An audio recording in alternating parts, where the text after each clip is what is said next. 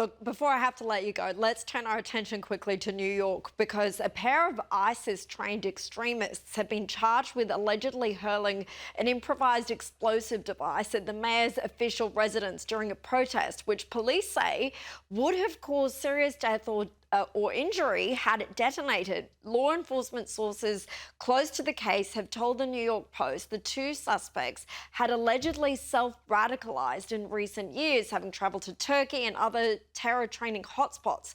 But in his reaction to the incident, Mayor Zohran Mamdani decided not to mention them at all, instead releasing a statement blaming Josh white supremacy.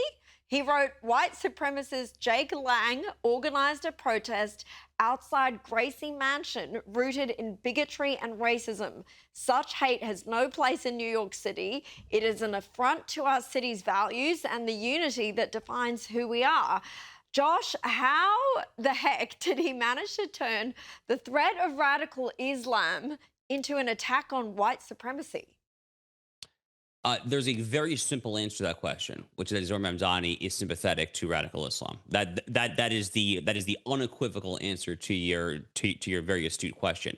Zohran Mamdani is a man who founded his Students for Justice in Palestine chapter back when he was in Bowdoin College in Maine years ago.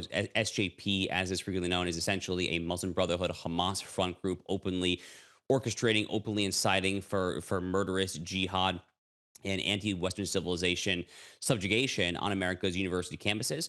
This is a man who, on the first day of Ramadan, just over the past couple of weeks, on the very first day, spoke at an infamous mosque in New York City that has long been on the FBI's radar for having close ties to, you guessed it, the Iranian regime itself. In fact, the imam of that very mosque, after Mamdani said his remarks and exited stage left, the imam then came to the lectern and said into the microphone that he hoped that the sword will ultimately be the final fate of all infidels, essentially wishing death for infidels. Mamdani spoke at that mosque just minutes prior to the imam saying that there. So this is the guy who not only does not have a problem with radical Islamic jihad, he has, I'm not saying he's personally been involved. He's not strapping on suicide vests or anything there, but this is a man who has been a cheerleader. Most recently, it just came out this past week that his wife was very active, shall we say, on Instagram and social media and liking a lot of posts, not just downplaying October 7th, 2023, celebrating it, saying that the wanton murder of 1,200 people, the 250 folks that were 300, whatever it was, that were absolutely tragically murdered at the Nova Music Festival, all the mass rapes, the pillages, the kidnappings there, the execution of Holocaust survivors, the butchering of babies there. She was celebrating it. This is sick, demented stuff there.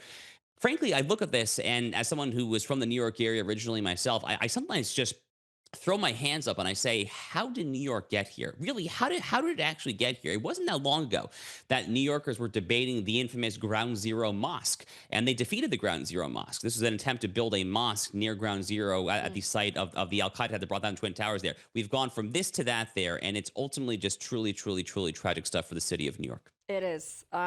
Look, I'm concerned for people there, but they have voted him in, so we'll see what happens. Josh Hammer, appreciate your time, as always. Thanks for joining us. Thank you so much.